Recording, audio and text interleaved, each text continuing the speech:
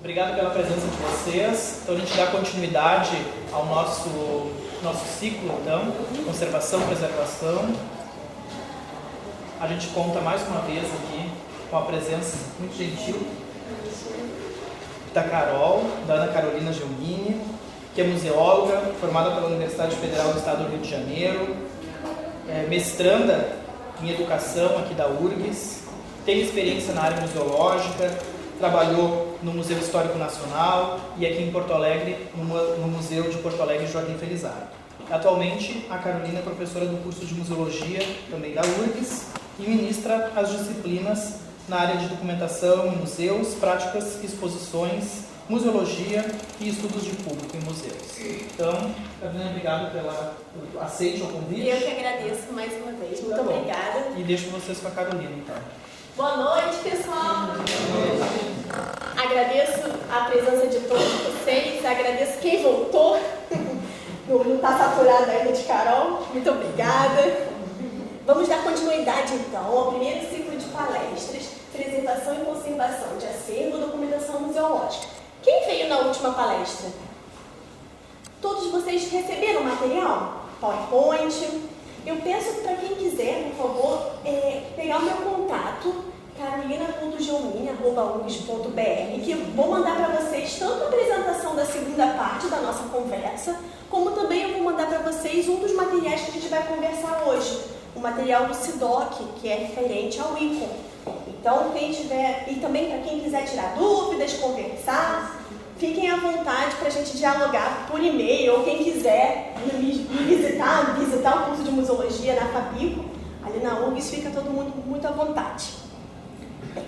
Dando continuidade à nossa conversa, como a gente tinha visto, então, está dividido em dois grandes momentos, né? Nós nos encontramos no segundo, nos encontramos no dia 12 de julho para conversar sobre documento e documentação museológica. Nós falamos sobre o conceito de documento, objeto como documento, documentação museológica e, em específico, documentação de entrada. Não sei se todo mundo lembra, mas só para refrescar, toda aquela documentação enquanto o objeto não está sendo incorporado ao museu. Todo o trâmite legal que vai ocorrer até que o museu decida se aquele objeto vai ser incorporado ou não. E todos os trâmites legais para passar toda a posse do doador para o museu. Hoje nós vamos falar de uma outra parte desse processo, uma parte mais pontual, mais aprofundada, que vai estar relacionada à organização da informação museológica. Vamos falar hoje sobre fichas catalográficas, voltadas para a museologia, para museus.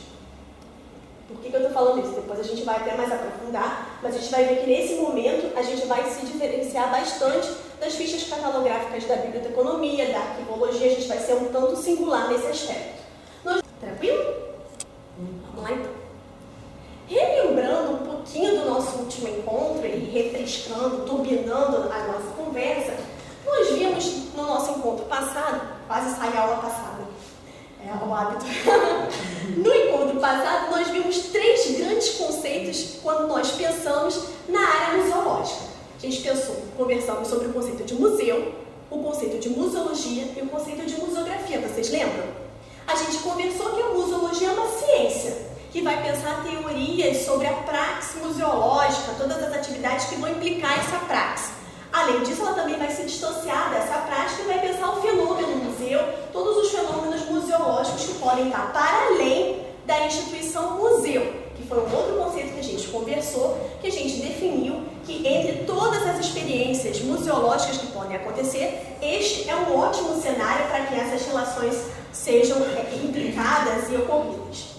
Além disso, nós conversamos também sobre o conceito de museografia, que seria a prática museológica, todas as ações que ocorrem dentro do museu. E nós vimos que essas ações museográficas, elas são diversas. Vários autores vão identificar essa cadeia operatória dentro dos museus em específico. E um deles é o Nobre, que vai, como a gente viu no encontro passado, apontar 5 grandes ações, que seria a ação de coletar, a ação de conservar, a ação de estudar, de interpretar e exibir. Nós vimos também no último encontro que dentro dessas 5 possibilidades de ações museográficas, e é interessante a gente ressaltar que elas são independentes, mas elas coexistem, né? É uma cadeia operatória que vai levar desde a entrada do objeto dentro do museu até a promoção dele através das suas exibições e sua propagação de conteúdo informacional. Dentre essas, 3 são bastante específicas para as ações de documentação museológica, que seria a coletar, como a gente viu no último encontro, a gente esteve bastante envolvido com essa parte. Se explodir. A questão de estudar, que está vinculada a toda uma investigação, a pesquisa museológica, que a gente vai ver que vai estar bastante vinculado ao que a gente vai conversar nesse momento, e o interpretar esses dados, criando todo um conteúdo informacional em relação a esse acervo, que vai ser depois propagado pelas exposições, pelas exibições do museu, pelos conteúdos informacionais, internet, pelos produtos publicados pelo museu. Tem uma gama de possibilidades de você disseminar essa informação. É interessante a gente, eu acho sempre muito legal essa citação dele. Todas elas, essas 5 ações, formam uma entidade. São como os 5 dedos de uma mão, independente cada um. Não é à toa que a gente, muitas vezes, quando olha os nossos museus, cada uma dessa apropriação é quase um setor, né? São setores bastante específicos nesse sentido, mas unidos por um propósito comum, que é a salvaguarda do bem cultural. Se um museu omite ou descuida de alguma dessas 5 responsabilidades, coloca numa situação de imensa desvantagem. Também conversamos, então, quando a gente adentrou no conceito de museografia, das ações museográficas, sobre documentação museológica. A gente se perguntou e analisamos o que é uma documentação museológica, né? Ferrez aponta que um dos textos clássicos da museologia, se alguém quiser também pode me mandar e-mail, Carol, me manda o texto da Ferrez, que é um texto clássico sobre documentação museológica.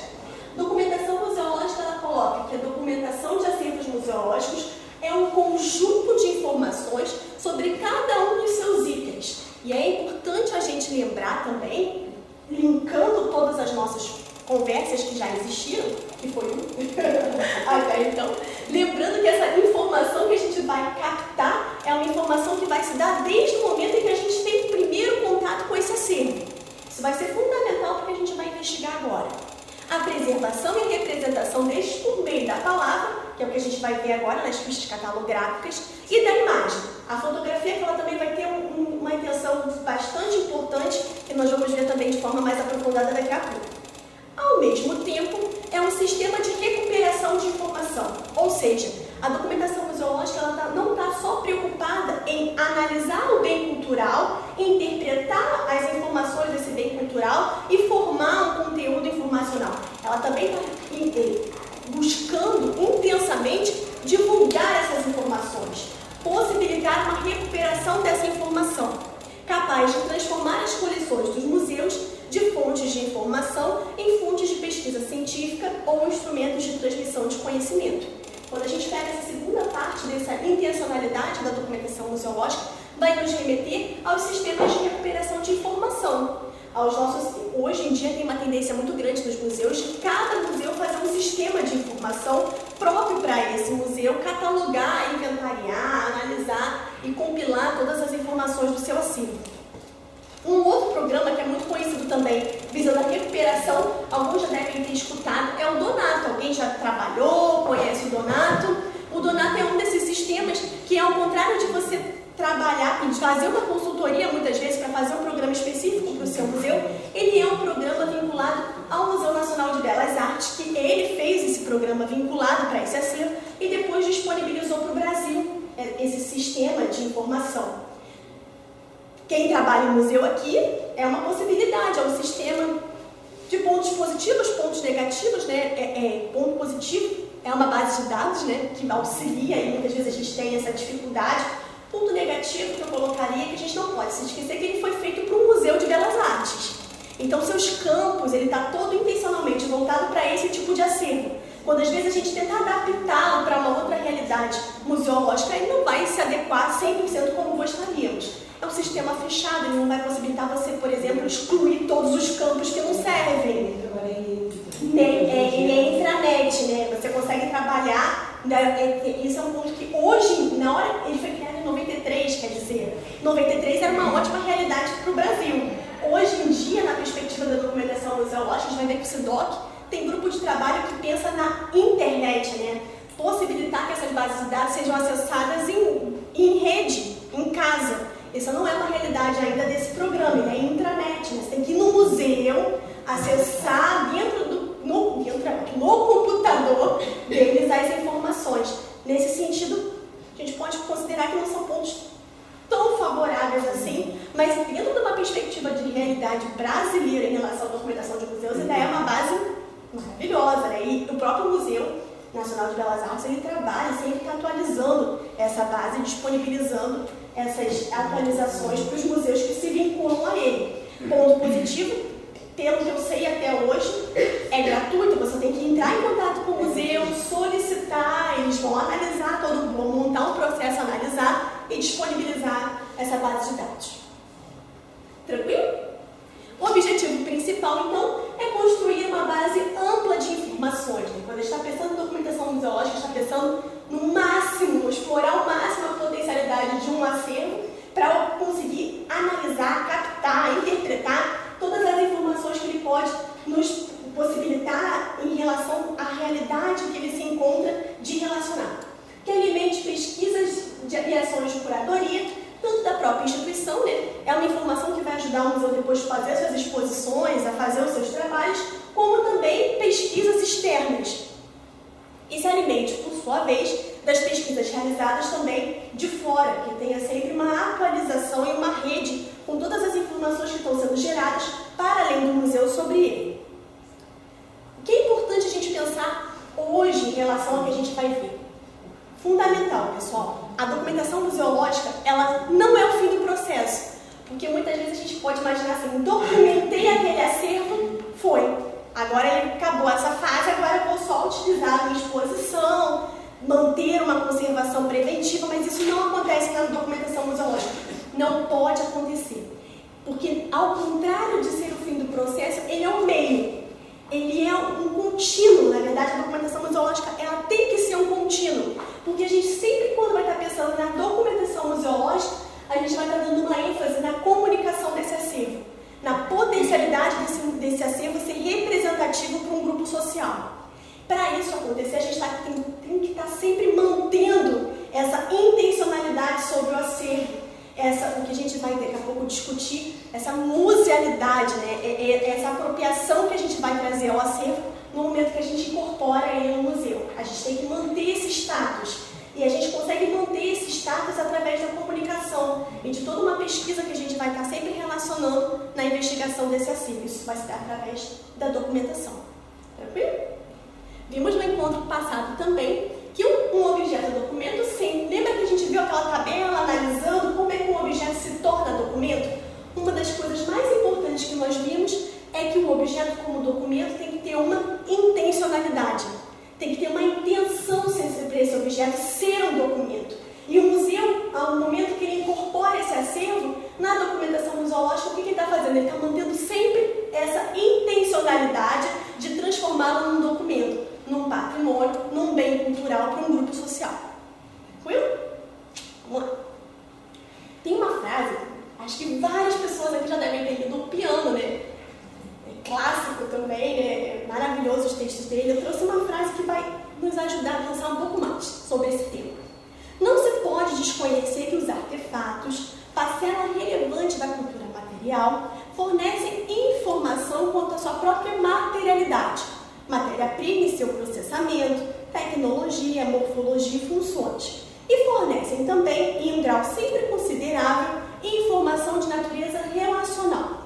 Isto é, além dos demais níveis, sua carga de significação refere-se sempre, em última instância, às formas de organização da sociedade que os produziu e o consumiu. O que é importante a gente analisar a partir dessa frase? A gente vai analisar os objetos museológicos não só na sua materialidade. A gente vai ver que a gente vai entrar em planos de investigação muito mais profundos. A gente vai tentar alcançar o que tanto essa citação como a de baixo vai mostrar, o nível relacional. A gente vai tentar compreender as relações que esse objeto tem, teve e terá. A gente pode até analisar nessa perspectiva, que uma vez que a gente está musealizando, a gente está perpetuando essa musealidade. Então a gente vai estar analisando a questão relacional, como esse objeto se relacionou com os grupos sociais, qual é a relevância dele dentro desse cenário cultural, qual a importância dele estar dentro de um espaço de memória, dentro de um espaço como um museu. Então a gente sempre vai estar tentando analisar esses planos mais fundos da relação entre objeto e homem.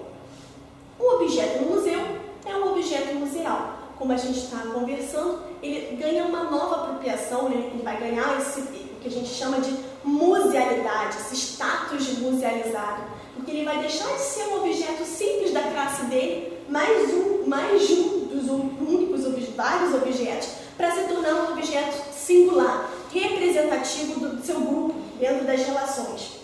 É interessante, por exemplo, a gente analisar, você pega uma caneta de um presidente, geralmente muitos museus têm esses objetos, né? Poderia ser qualquer caneta, mas vão ter outras implicações, vão ter outras relações com aquele objeto que vão torná-lo algo muito para além da sua classe, algo que mereça ser sempre guardado, salvaguardado dentro de um museu e analisado, interpretado, dialogado, ressignificado, problematizado pelos grupos sociais que vão estar visitando e tendo contato com esse objeto dentro de uma instituição museológica.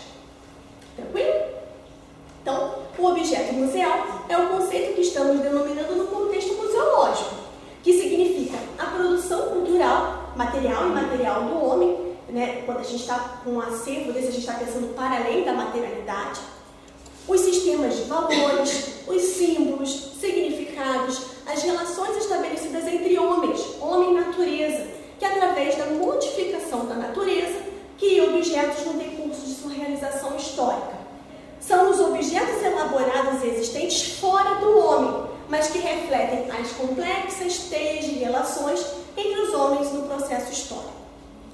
Quando a gente pensa em documentação museológica, a gente pensa em dois tipos de informação. O que a gente denomina de informações intrínsecas e informações extrínsecas. Na abordagem museológica, os dois precisam ser identificados. O que seriam as informações intrínsecas? Seria o que a materialidade daquele bem cultural nos revela. Cor, peso, marcas, inscrições. O que esse objeto, quando eu vejo ele pela primeira vez, o que ele está me informando? Quais são os códigos, quais são as informações que eu consigo me apropriar ao ter contato com essa materialidade? Esse primeiro nível de informação a gente denomina de informação intrínseca. Mas na perspectiva museológica a gente precisa ir além. Não só pela materialidade a gente vai conseguir entrar nesse plano das relações. Então, a partir disso, a gente precisa investigar o que a gente denomina de informações extrínsecas, obtidas por outras fontes que vão para além do objeto. São pesquisas, vamos aos arquivos, vamos às bibliotecas. Olá, muito obrigada. Vamos às bibliotecas, vamos relacionar esse objeto com outros objetos, vamos relacionar a personagens históricos, a estilos, vamos relacionar todas as possibilidades para investigar outros planos, os planos relacionais desse objeto com os grupos sociais. Aqui só a título de curiosidade para a gente observar como é a questão do ciclo da informação, né? Como o museu pode contribuir e outros espaços, outras instituições. Primeiro a gente busca olhar só esse ciclo que está em azul da informação. Como é que se processa, né? O homem, ele assimila uma situação. Quando ele assimila uma situação, ele produz conhecimento. E isso é uma via de mão dupla, né? A gente está sempre assimilando e produzindo conhecimento em relação a essa assimilação das ocasiões que nos deparam. Essa produção de conhecimento, uma vez válida ou não, geralmente essas experiências são registradas. Esses registros fazem com que outras pessoas, ou a mesma pessoa, assimile outras situações, que vão gerar novos conhecimentos que vão ser registrados.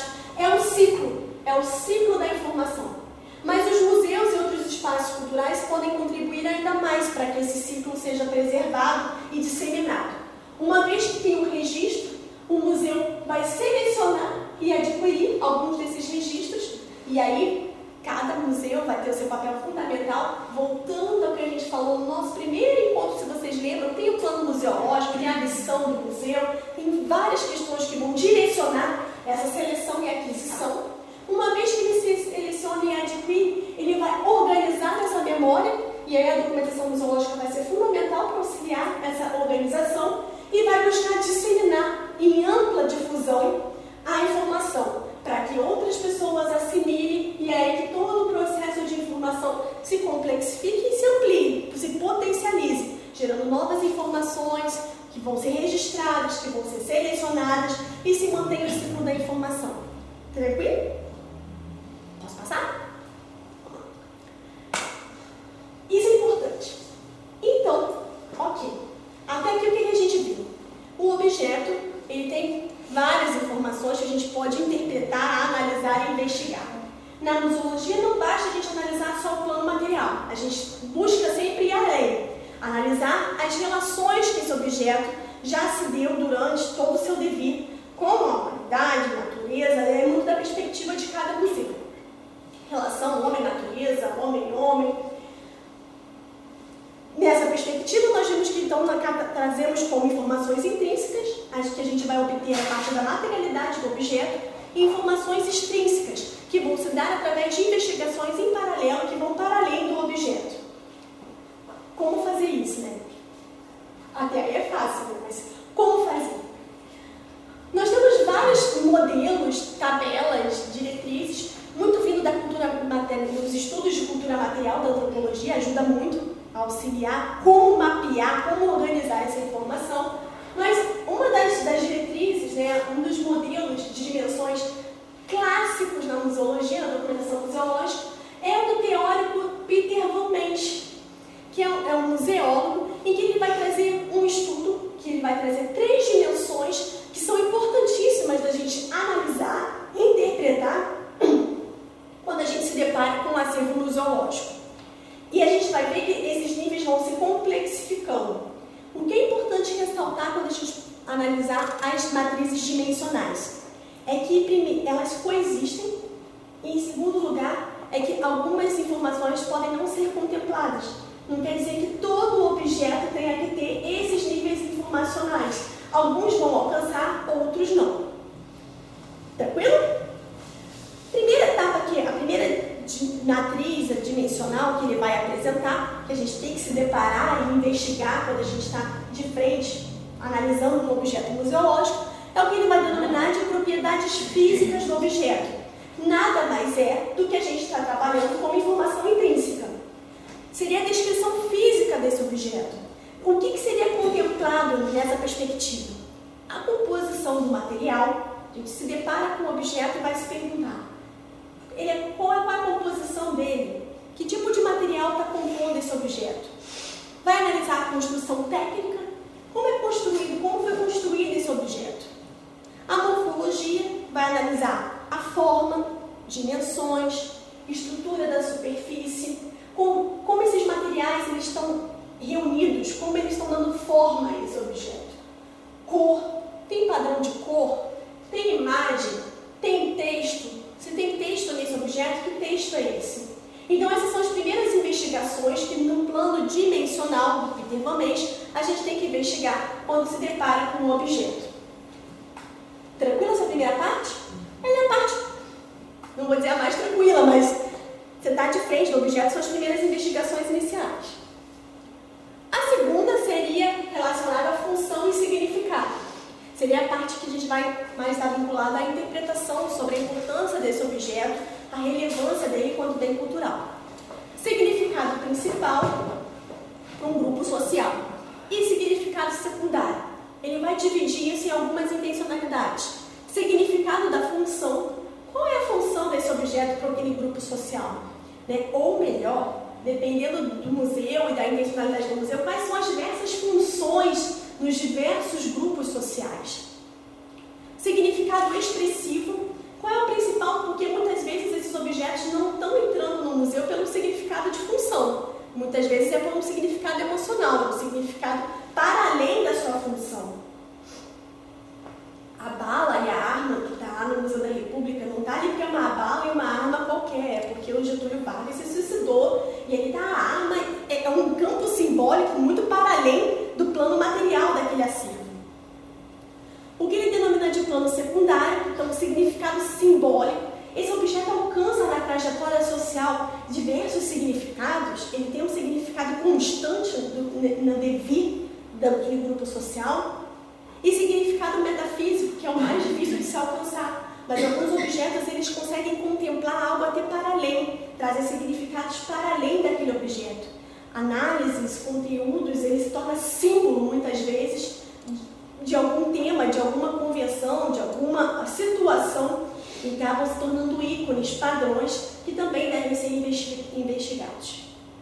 Além disso, ele relaciona uma outra matriz dimensional que ele chama de história, que vai, ao meu ver, eu acho que sempre a dimensão 2 e 3 elas acabam ocorrendo ao mesmo tempo, porque para você analisar as funções e significados, você vai ter que analisar a história daquele acervo, que vai estar sempre preocupada com a gênese, com o processo de criação, no qual a ideia e a matéria-prima se transformaram num objeto, qual foi a intencionalidade de se criar aquele objeto, o uso, seu uso inicial, a reutilização. Muitas vezes a gente, quando está se deparando com um objeto, já teve várias funções.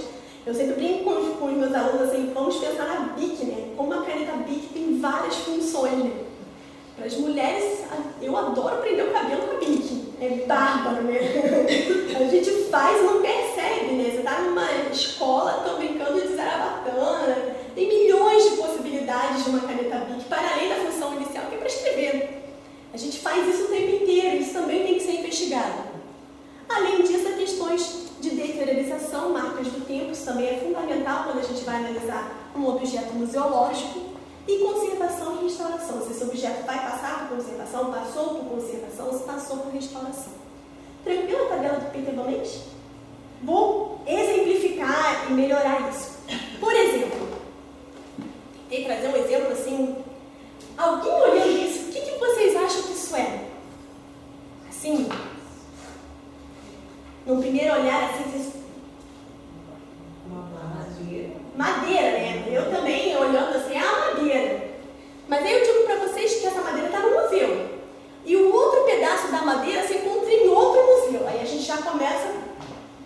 Se uma parte está no museu e a parte é outra, porque a madeira é significante, né? Porque não estaria em dois museus partes da madeira.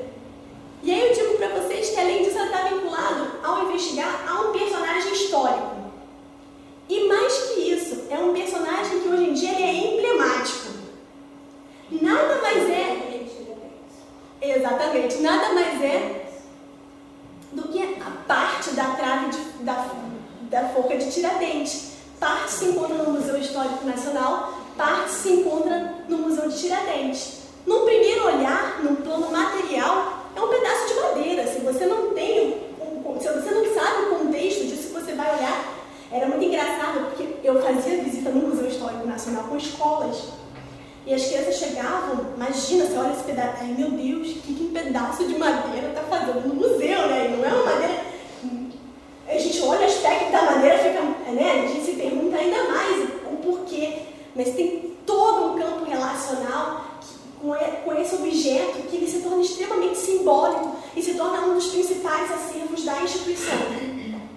E ele ganha mais força ainda, porque ele está relacionado a um personagem histórico que se torna uma situação histórica extremamente emblemática e hoje em dia é ícone. É interessante a gente observar que uma mera madeira ela vai ganhar um nível informacional tão grande que ele vai se tornar extremamente significativo para esse grupo social. Então, é só para um apontamento para a gente ver como os nossos acervos que se encontram em reserva e exposição podem ter diversas dimensões, uma importância imensa para o seu grupo social que a gente tem que analisar e tem que valorizar. E aí quando eu trago isso para os meus alunos, eles ficam desesperados, porque é um exemplo de descrição museológica, que eu acho uma descrição museológica muito boa. E aí eu vou ser honesta com vocês. Os meus alunos me perguntam, meu Deus, se eu fizer isso com cada acervo do museu, eu morro e não concluí 5% do museu, né? E eu comento, é verdade. Mas é importante, é fundamental a gente dar o primeiro passo e começar a ampliar as nossas pesquisas museológicas.